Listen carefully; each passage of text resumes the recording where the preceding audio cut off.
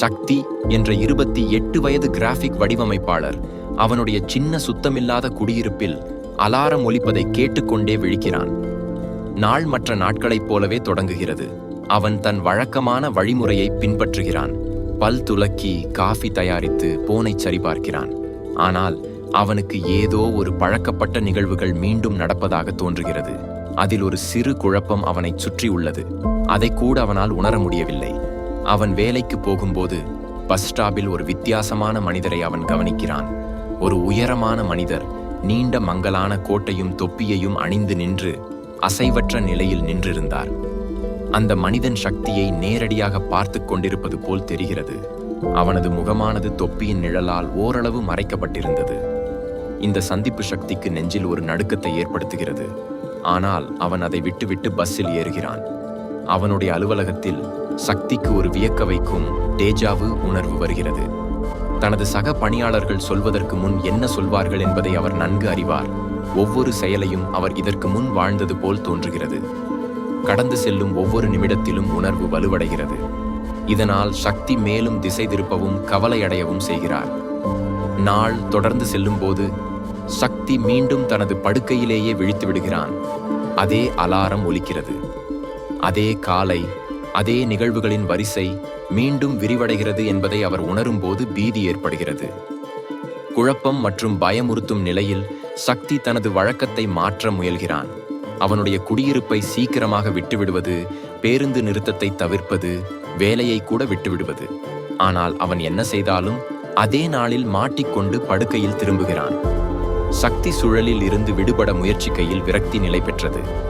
அவரது தொடர்ச்சியான தோல்விகள் அவரை பைத்தியக்காரத்தனத்தின் விளிம்பிற்கு தள்ளுகிறது. மேலும் சித்தப்பிரமை அடைந்ததைப் போல் உணர்கிறான். ஏதோ அல்லது யாரோ தனது வாழ்க்கையை இந்த இடைவிடாத சுழற்சியில் சிக்க வைக்க முயல்கிறார்கள் என்று அவர் சந்தேகிக்கத் தொடங்குகிறார். ஒரு நாள் சக்தி தனது சட்டைப்பையில் முன்பு இல்லாத ஒரு நொறுக்கப்பட்ட நோட்டை காண்கிறான். அதில் கடிகாரத்தை கண்டுபிடி என்று எழுதப்பட்டுள்ளது. குழப்பமான ஆனால் நம்பிக்கையுடன் கடிகாரம் தொடர்பான எதையோ தேடுவதில் அவர் தனது அபார்ட்மெண்ட், அலுவலகம் மற்றும் நகர வீதிகளை சுற்றி தேடுகிறார். அவனது தேடலானது ஒரு பழைய தூசி படிந்த கடிகார கடைக்கு அவரை அழைத்துச் செல்கிறது.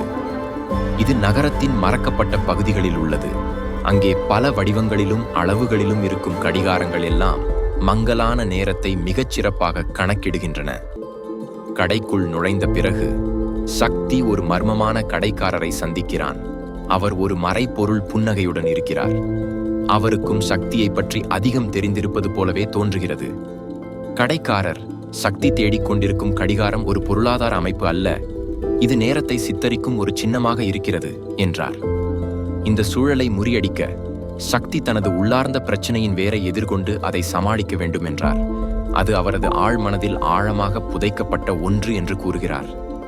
திடீரென்று சக்தி தனது குழந்தை பருவத்தில் இருக்கும் ஒரு நினைவுக்கு கொண்டு செல்லப்படுகிறார். அவர் மறக்க முயன்ற ஒரு நாள், அவரது தந்தை குடும்பத்தை விட்டு வெளியேறிய தருணத்தை அவர் மீண்டும் நினைவுபடுத்துகிறார். அது அவரை துன்புறுத்திய ஒரு அதிர்ச்சிகரமான நிகழ்வு. அன்றிலிருந்து அவரை ஆட்டி படைத்த ஒரு அதிர்ச்சிகரமான சம்பவத்தால் தீர்க்கப்படாத வலியே நேரச் சுழற்சியில் அவன் சிக்கியதற்கான ஆதாரம். அவர் முன்னேற அதை எதிர்கொள்ள வேண்டும். அவரது கடந்த காலத்தை எதிர்கொண்ட பிறகு சக்தி மீண்டும் விழிக்கிறான். ஆனால் இந்த முறை, இந்த நாள் வேறுபட்டது போலவே இருக்கிறது. பரவசமான சூரிய கதிர்கள், இளமையான காற்று மற்றும் முதல் முறையாக சக்திக்கு உண்மையான அமைதி இருக்கிறது. அவன் வெளியில் சென்று புதிய விடுதலை மற்றும் அமைதியை சுவாசிக்கிறான். சுழல் முறியடிக்கப்பட்டதை உணர்கிறான்.